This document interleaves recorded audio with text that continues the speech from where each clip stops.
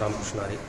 आज कुरुक्षेत्र या ठिकाणी तीर्थक्षेत्र पाहून झाल्यानंतर दर्शन झाल्यानंतर आम्ही खास या ठिकाणी कल्पना चावला यांच्या तारामंडलला भेट देण्यासाठी आलो आणि अशा प्रकारे तारामंडल अतिशय जबरदस्त आणि खरंच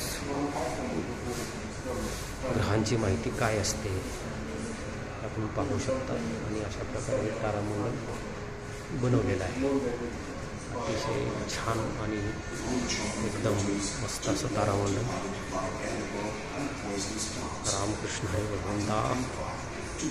कल्पना चावला या मुलीनं आपलं बलिदान दिलं.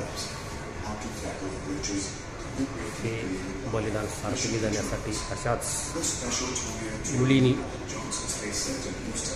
आपण काहीतरी केलं पाहिजे, शिकलं पाहिजे. त्यातून बरंचसं काही शिकण्यासारखं आहे. रामकृष्ण.